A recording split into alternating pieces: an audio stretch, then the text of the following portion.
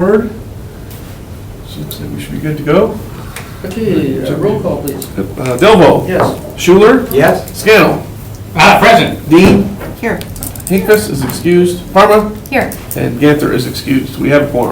That's number one. Thank you. Approval of agenda, please. Motion to approve. Scandal Second. and Matt. All those in favor, signify by saying aye. Aye. Opposed, motion carried.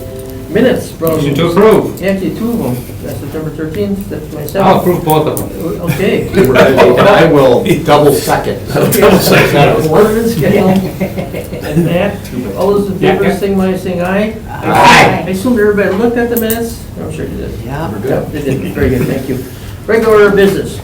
Number one, consideration of possible action to approve a 90-day extension to the planning option for Journey to Adult Success, GAS, Redevelopment Housing for foster and at-risk young adults at 100 South, 110 South, Barrett Street, and 1368 East Walnut Street. Who's got that one? Yep, I'll take that one, Gary. Back in April, we already awarded a 6-month planning option to the Journey to Adult Success, which is transitioning young youth, 18 to 24-year-old, from foster care into transitional housing. Recently, we met with staff and they went over their capital campaign, which they are 3/4 of the way for total funding. They are looking at possible other funding, which we are working with them diligently on. And they showed us their preliminary design. However, they are at a point where they're just looking to see if they could extend their planning option for another 90 days just to wrap up that capital campaign. They're close. They are so close. So we are recommending the approval of the 90-day extension. Just curiosity, what is this? No, this is the first time. How many dollars? 1.4. Okay. Wow, they're doing quite well. Yes, and that's all donation. Wow, that's very encouraging. It's a great cause. Yeah, it is. Great mission. And so Rhonda, so far, they've only had a planning option open for 6 months. Exactly, That yep. that wasn't an extension of a No, prior? Okay. no. Got it. That's important, thanks, man. And their general thought is, hey, get another 90 days, wrap up capital campaign, and then Yes. go. Okay, Yep. great. Questions, comments? Their goal is to break ground yet this year. Oh, wow.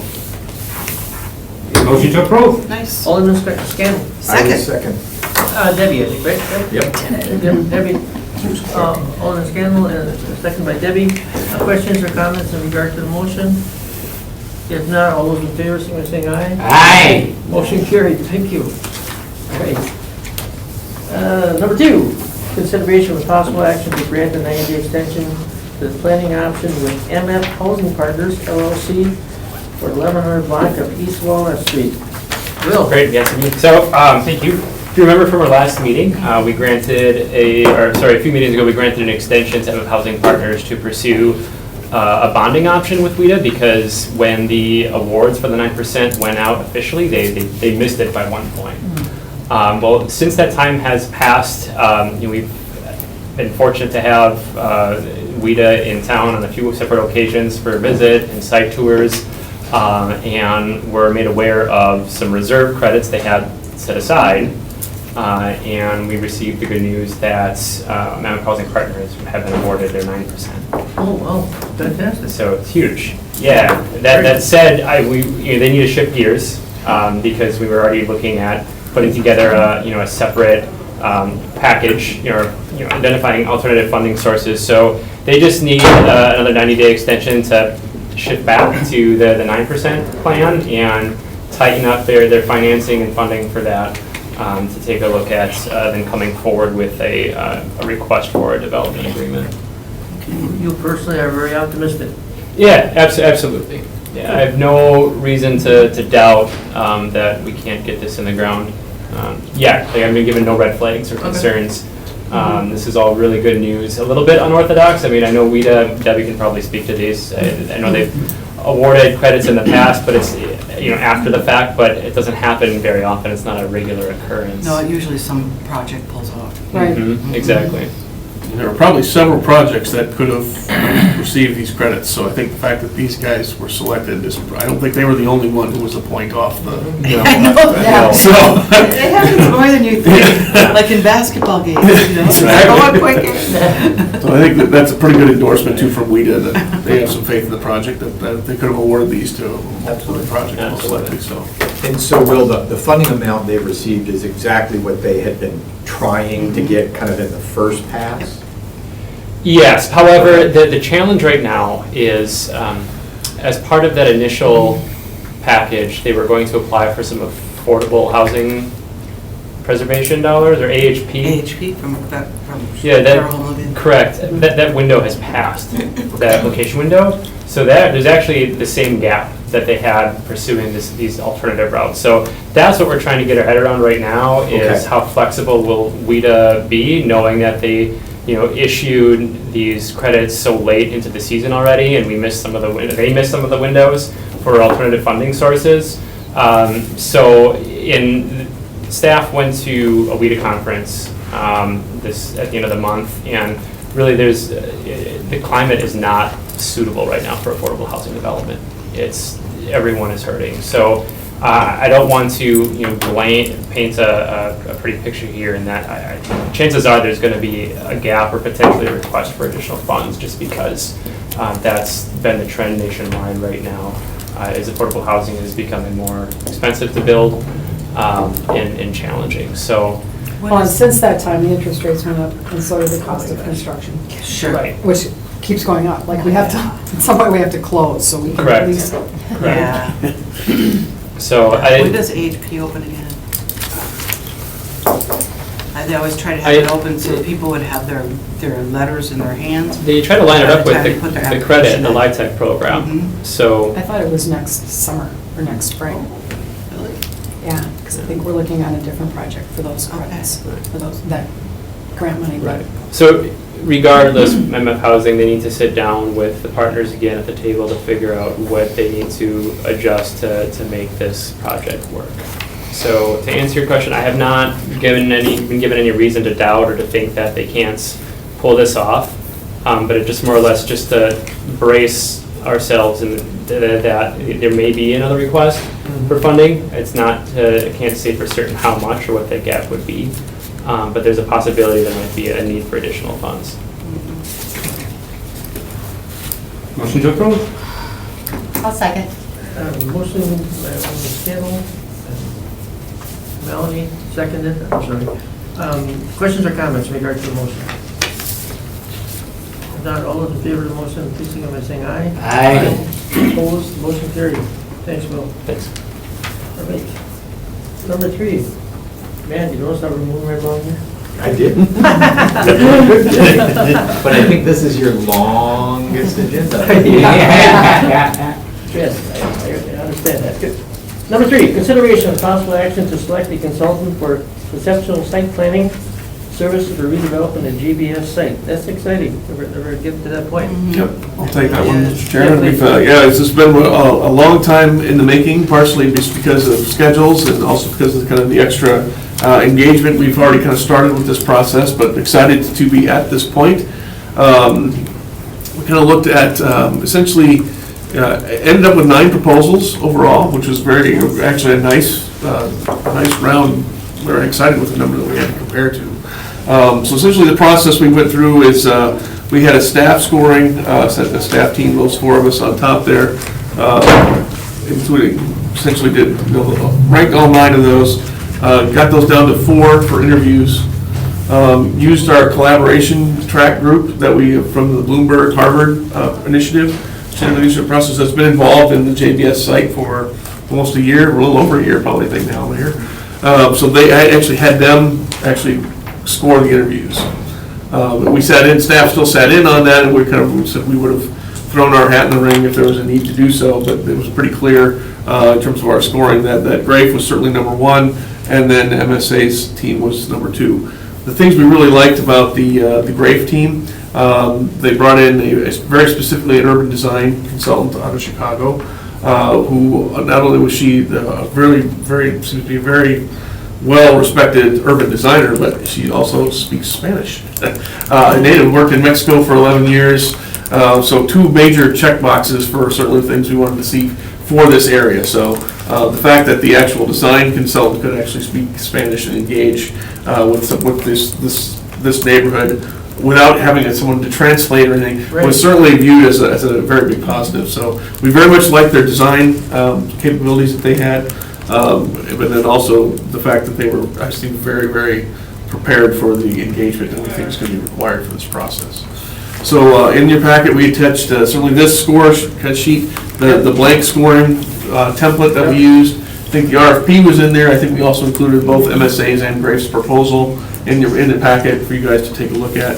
But for this part, staff is definitely recommending the team of Grafe and Views to be the selected consultants to perform the work. And again, just to remind everybody, that's to do, essentially, in a nutshell, it's to do 3 conceptual land development plans for the site, and then refining that down to a preferred development concept.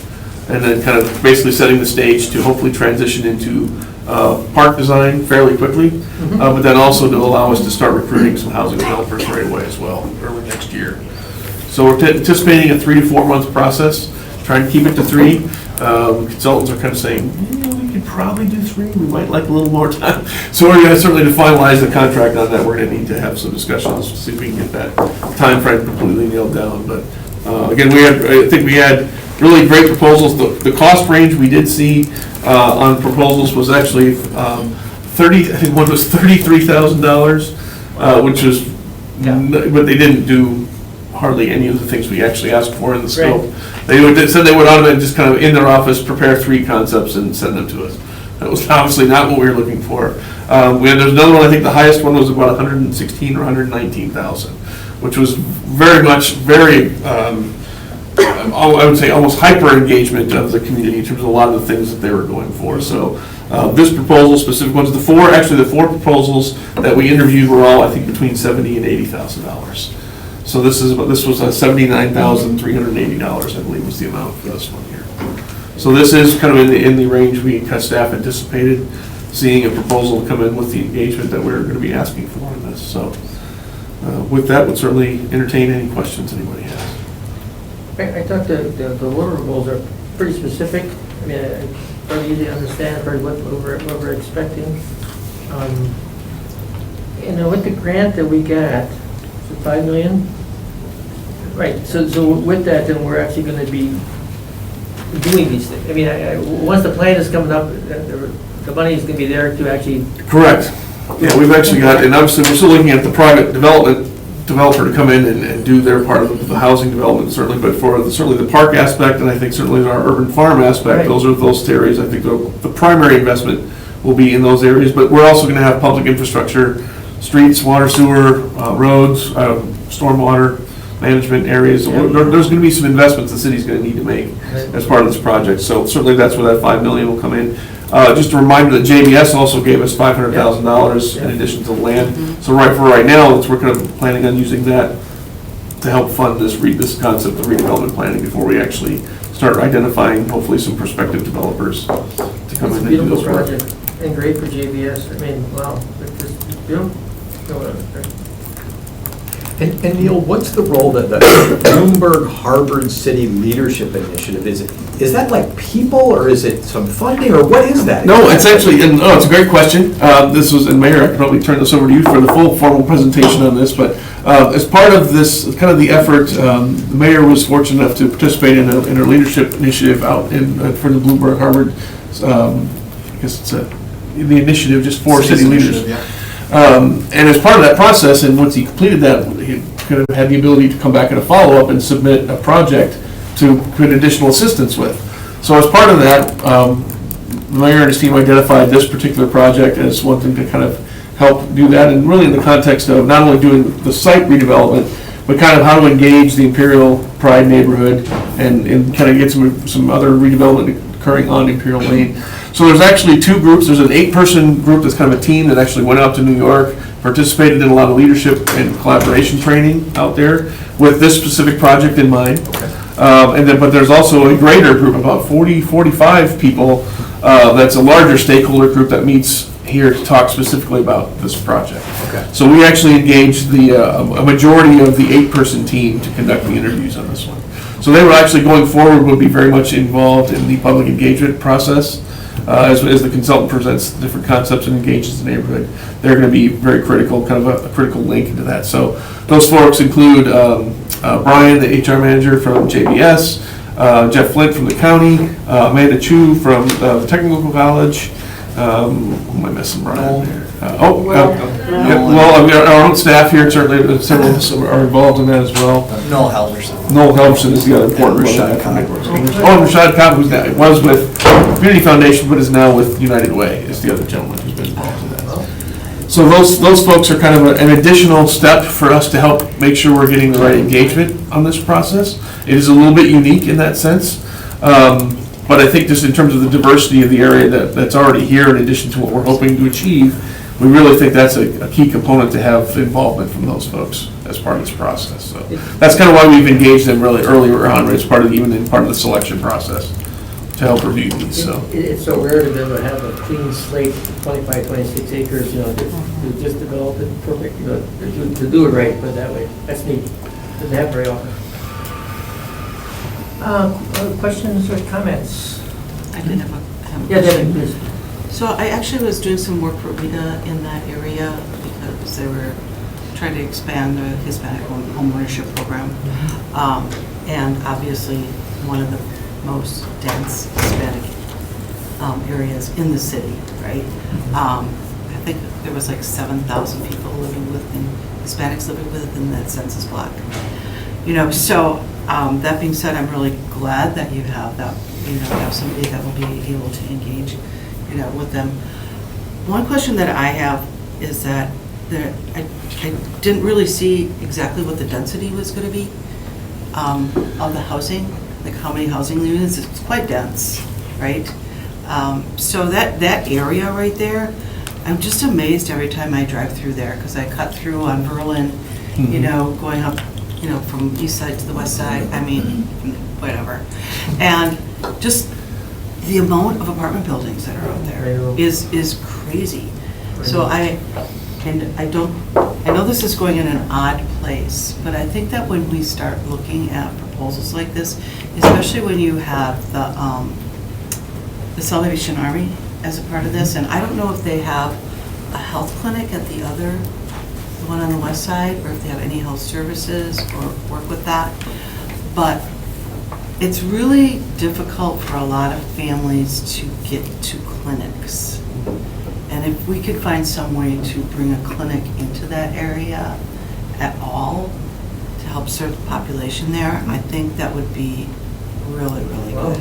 I myself personally took a year for me to get a new primary physician, because I refused to go to a Prevea clinic that I had to take 4 different buses to get to.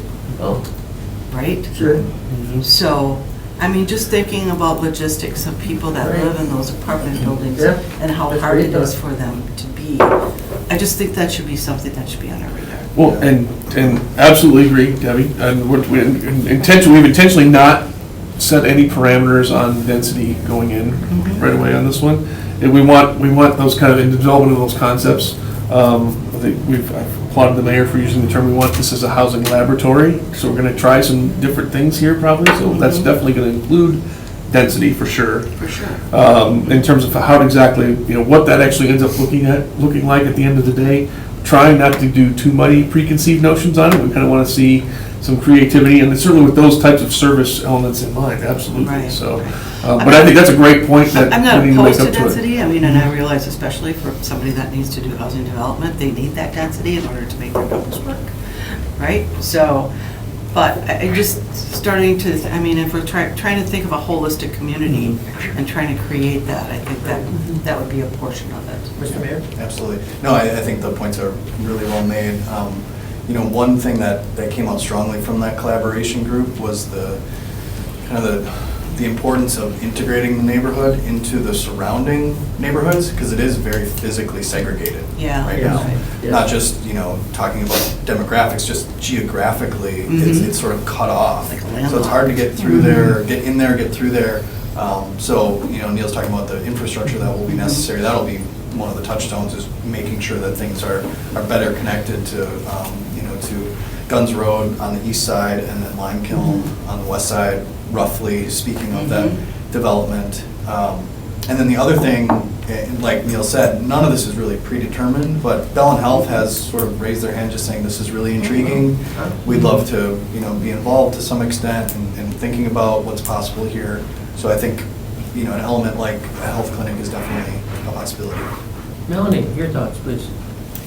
Yeah, I think that, the proposal looks great. I'm certainly in favor. Nothing that hasn't already been said. Okay, thank you. Other questions or comments? I think it's exciting. Motion to approve. Motion from Alderman Scannell. Second. Second by Matt. Any other questions or comments regarding the motion? If not, all those in favor of the motion, please signify by saying aye. Aye. Opposed? Carried. That's really exciting. That's fantastic for everybody. Now, I hope that health clinic idea comes to fruition. I think it's a great idea.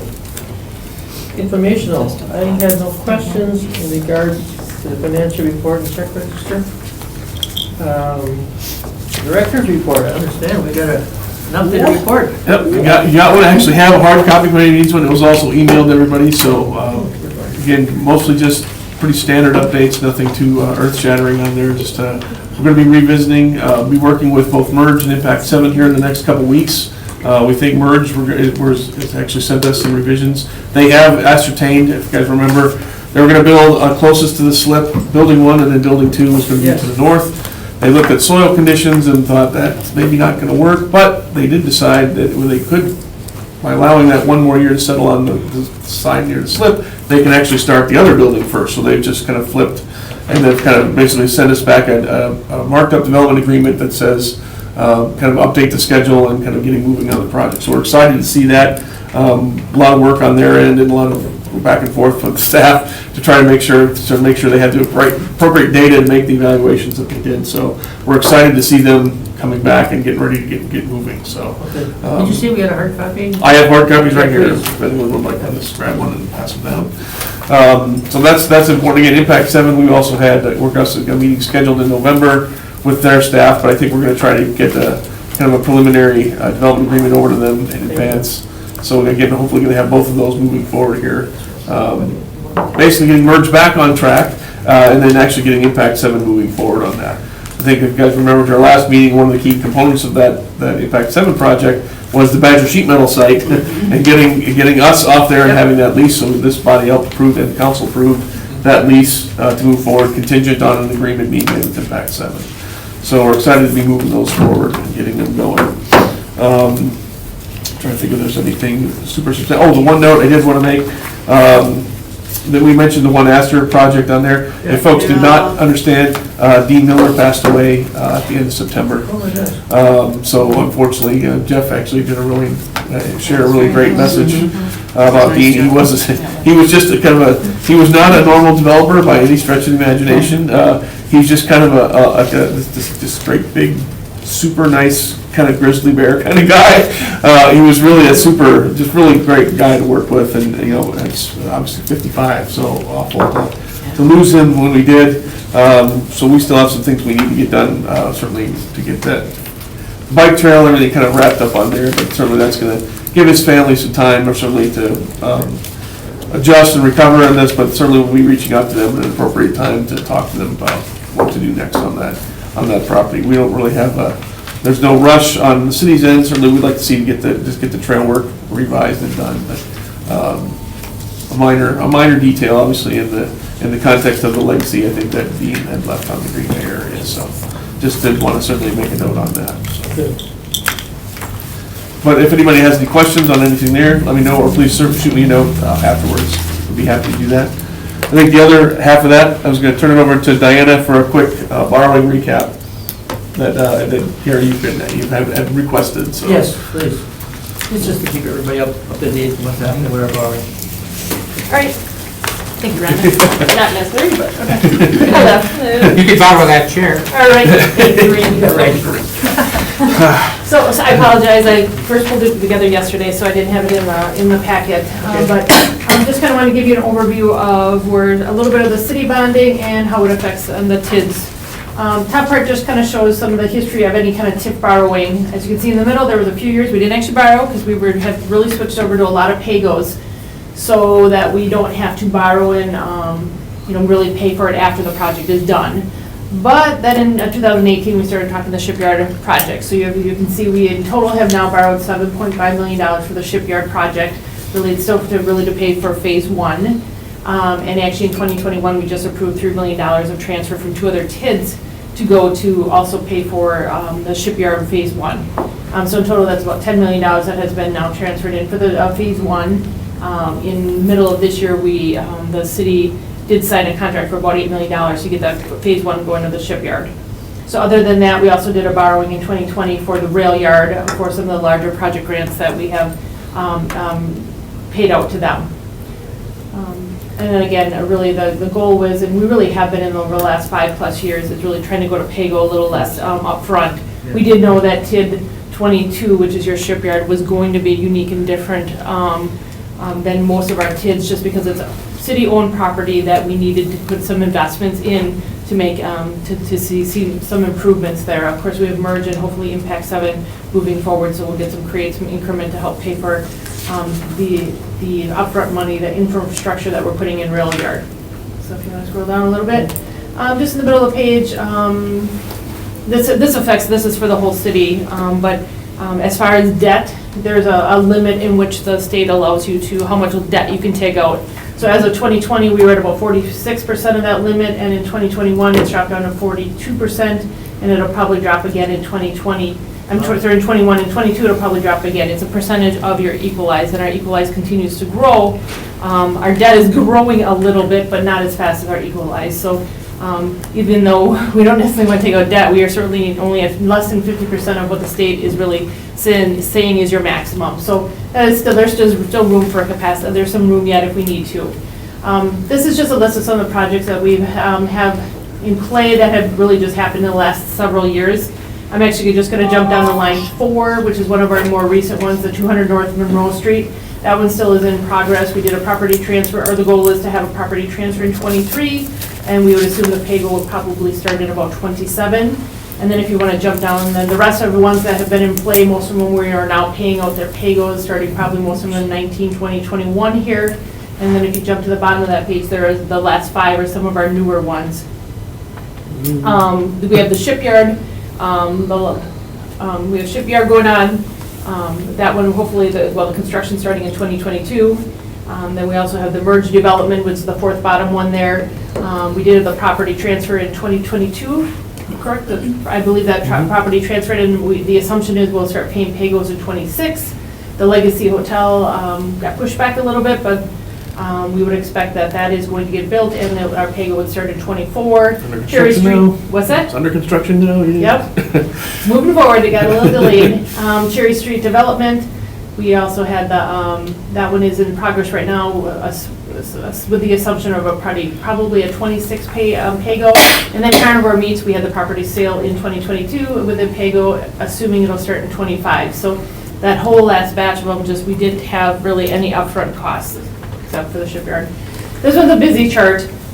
So it really just wasn't, there's no consistency across the board. Every year there are different, if you could scroll a little bit more, I don't know if you make it 1 or 2 dots smaller. The colors just mean, the blue is your general fund borrowing. So that one's kind of all over the board based on different needs. The red is your sanitary and storm. Again, that's inconsistency. Some years it's high, some years it's no low if they didn't finish a project one year over the next. The green is your TIF lines, and these are new borrowings. So we had a high point in 2015, it looks like. And then since then we had a few years that we didn't borrow, and then now we're starting to see some borrowing again, a little more. We've been trying to level it off instead of doing like if the shipyard needed $5-7 million, instead of borrowing it all once, we're trying to borrow it as we need it. And then Bay Beach is the blue line, and then Kayak Convention Center actually is is the orange line, and that was in 2014 is when we borrowed the 24 million. There was another bump here in 2021 as we did a refunding. The refunding actually took your par up. However, it had millions of dollars worth of savings because we refinanced. So you're actually, that's why it looks like we have more borrowing. But so it's really inconsistent across the board. But and then go to the third chart. What this is showing you is this is the outstanding debt by funding source. Again, the blue line is your general levy. So as you can see, we continue to borrow a little more than we're paying off. So you can see the steady line of the outstanding is growing on a yearly basis. Your TIF is your red line, which actually is a pretty good line. That's a nice steady line going down. Our high point was at about 2015, and since then, without borrowing and going to more pay-goes, less upfront money, we have actually been seeing that red line drop. Green is across the board, KI Convention Center. There was very little principal on the KI Convention Center expansion, and now we're starting to see it started going down, little bump through the refinancing. But that's your green line for outstanding for KI Convention Center. Sanitary and storm is a purple line. You're seeing some increase there. Parking, it's a pretty small number, a little bit increase in there. And Bay Beach, also in 2018, when they had a larger borrowing of $5 million for the Bay Beach project, or the beach at the Bay Beach. And so that is why you're seeing a little bit larger orange line. So that's the recap. Kind of questions you have for me? Wow, thanks. Couple. First of all, good news is that the percent of our borrowing against our equalized value has been going down. Mhm. So that's a very positive thing. And was it last year or so that you switched some bonds around to get a lower rate? How long was it? Correct. Almost every year we had been, with the interest rate being low for the last couple of years, anything that typically around 10 years, a lot of the borrowing is 20 years, so at about 10 years you can do this refunding. Yes. So that you have that opportunity to refund, really you're paying closing costs, and then you can bring the principal down and bring your interest down. Right. At this point, I don't see us doing any refunding probably this Right. year in particular, but every year we would look at it, and so we had quite a few refundings in the Yes. last several years. And Yes. again, really, the cost to refund, certainly, or the savings just certainly outweighed the cost for refunding. Okay. KI Convention Center was a big, That was a huge Yeah. one. Yes. that was around- As you remember, Yeah. KI Convention Center, because of COVID, there was actually not enough room tax to pay all debt services. And if you know, it pays for the KI Convention Center, the first portion of it, and it pays for the Rush Center. Once those bills are all paid, then it goes to the KI expansion too. And there was not enough room tax that had come in, so there was a time the city actually had to put some money in 2020, and so and then 2021, there was expectation that the city was going to have to put some more money in because there wasn't going to be enough to pay the full year's worth of principal and interest. With us doing the refunding, it allowed them to kind of shift the principal and interest that was due in 21 and change the order, do the refunding with a higher principal. We were able to still save a couple $1 million, and it took us out of a bind in 2021 because of the COVID. It didn't take long, about a month later or 2 months later, Schwab and I did the exact same thing. They actually also took what would have been the Rush Center and refunded that one also, refinanced it to shift it around. Again, there just wasn't enough room tax to go around to pay all the debt that was due in 21, and in 22 we would have had to try to find ways to come up with money to pay that. So the refinancing was huge, and it saved money. I remember that. Here's an impossible question for you to answer. What is our average rate that we're paying on our bonds?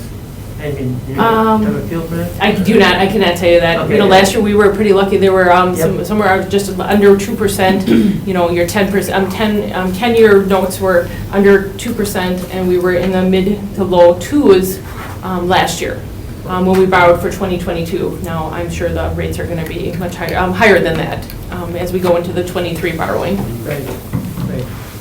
And that was my next question. With the interest going up so much, what kind of impacts are going to have on us? It's going to have some big impact, I would guess. It will, and obviously in future years when you have to pay that interest and the principal, because if you borrow in 2023, you really don't start paying interest and payments till really the following year. Sometimes in that fall you'll start paying interest, but otherwise it's usually the next year. Okay. And so really your interest is just going to get delayed. Most of our borrowing is for 20 years, so it will have a longer effect.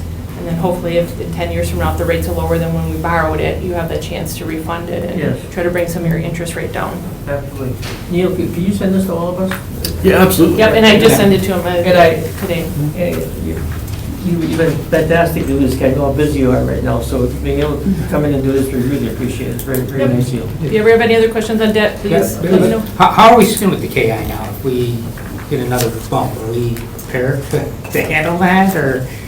I can tell you, yes, with the room tax, it has came back up, and there was called this room tax stabilization fund, and they had tapped into it twice in 20 and 21, early 21, just to pay the, what they call priority one debt, which was again KI 1 and Rush Center. That actually was a $5 million minimum. They have dropped well below $5 million. It is back up to the $5 million, which means it's filling the buckets now to pay for the priority 2, which is our KI convention expansion. So I'm feeling pretty comfortable with the change in the debt schedule because of, again, us refunding and Schwab non-refunding. I'm pretty comfortable. The buckets are starting to fill back up and they're flowing into the next set of the debt, really priority 2. Priority 3, of course, is the Rush Center. So they are now farther on the scale. So Brown County did have to put in extra money last year because, assumptions in 2018 and 19 when the Rush Center was being built in the forecasting, there was plenty of money in the room tax stabilization fund to pay for all the priorities. And COVID obviously had a huge impact on it, but it looks like we are back on track, at least for CAD Convention Center. We're priority number 2. I'm not necessarily sure how much and we'll fill up the buckets yet for the Rush Center, but that is the next, and not the Rush Center, I apologize, it's for the new Expo Hall. I apologize, it's the priority 3 is their new Expo Hall. So Brown County did have to put some money in last year to cover the Expo Hall, and hopefully the buckets will now start flowing into priority 2, and 3 would be the Expo. Wow. Excellent. Questions? Any questions for Diana? Thanks again for putting this together. I know how swamped you are right now. Yep, no, it's all I good. really appreciate it. Okay. Jeff, do you, anything downtown you want to tell us about? I'm good. I don't have anything for you today. Momentum is moving in the right direction, thankfully. Nice story about Grave. Yes? Yes, Grafe moved their 24 professionals to downtown in the Adams Street Garage Building. They love being here. They wanted to move here for greater exposure, and they are already getting it. So they wanted to be closer to some of their clients, and they feel this is a great environment for their professionals. Yeah. Back in town, that's right. Some exciting things we're hearing. There's no Sears anymore. Is it gone? It's gone. You got seared right to the ground. As of Thursday, they actually had one wall left during our farmer's market, so we were watching it. And then I guess it tipped over and crushed the fence. So Melinda had been at the farmer's market, she texted me, she's like, go check out, I think there's debris in the military ammo. But it wasn't on the street, it actually just crushed the fence. But, so now they really did a good job recycling things and repurposing, so semis of metal, and the metal is already divided out, type by types. And then they're crushing the brick and the cinder blocks. So it's a little bit dusty right now. I'm thinking that they hopefully will be done before the market again on Thursday. Yeah. But yeah, we are doing great for being full. There's not a lot of vacancy right now. Oh, that very we can nice. work with. Yeah. Very nice. That's good. It's a Good good problem to problem. have, yeah. And the city did send the new evaluations. And I don't know if you guys calculated the bid stuff, but we went from 75 million in the bid to about an $88 million Oh my gosh. assessment. They did say that there were some people that are, going to the open book part to talk about that. So things might still change before the end of the. Open book is still another week, and then board of review is going to be the 19th and 20th, next Wednesday and Thursday. Wednesday, hopefully one day, but that is when our board of review is next week. I did do the math on how that went for the revenue of the bid, and it probably increases us by maybe 10,000. Oh. Better than decrease. Yes, oh, oh, Some of the retail values did go down. The majority, I think, went up. But we have caps and on the high end, on the low end, so it kind of levels. Good coffee at, is it Brava? Yeah, Bava. I think Bava. Yes, you're right. Yeah, they're just out of our district. Oh, are they? Okay. Yeah, I just wasn't sure if they were, two buildings out. okay. Two buildings out. Get a lasso, rope them in. Yeah. Right? Exactly. So I just met with Channel 26 before I was like getting here, and I said, the new term should be Buzz Around Military Avenue. Lots of coffee now. Yeah. And I think everyone wanted to compete with Starbucks, and they all did it at the same time, so not knowing that each other were doing that. So we have Baba, Caribou's, doesn't have signed up yet. Caribou is that little blue building next to the BP on the corner, and Scooters. Caribou, yes. I know. Yeah, so it's the little blue building. I keep putting, you have to follow us Yes, on Military yes. Avenue on Facebook. So I said, who is going to occupy this cute little building? So it's a drive-through, again, the smaller footprints. What a nice clean slate to work with, where Sears building was. I mean, I think it's obviously Yeah. really nice. It's just drive through. Yeah. Tracks, not footprint. There is a grant, and I'm hoping the city looks favorably on us to partner with on that grant for,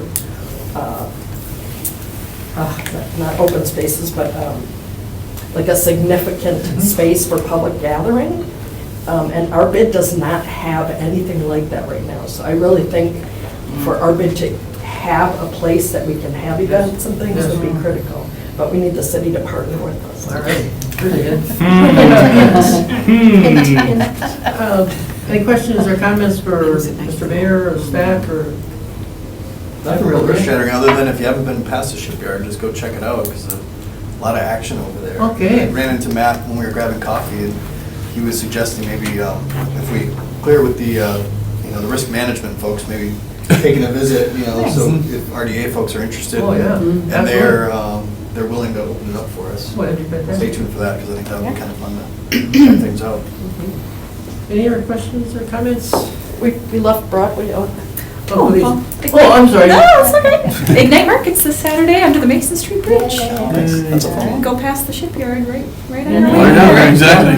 Are you gonna serve beer this week, Mayor? No, I'm unavailable this weekend, Oh, but okay. is this the last one? Last one, Okay. yes. Yep, so that should be fun. Yeah. Large success every time that Wednesday night is unbelievable. The amount of people. Yeah. It's been tremendous. Yeah, for sure. It's Wednesday? Well, our farmer's market wrapped up. Is that what you're talking about, our farmer's market? Farmer's Yeah. market, That's Yeah. all. Just wrapped up the season. Next year's our 20th anniversary of the farmer's market. Wow. Oh. Yeah. That's cool. Gonna have to blow, It's blow a Saturday. that up. Ignite Saturday.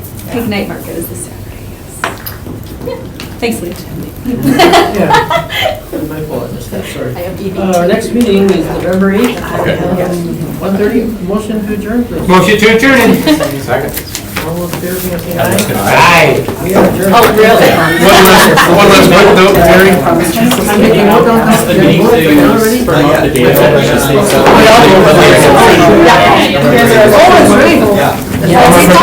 So I actually just told Justin about her, and so I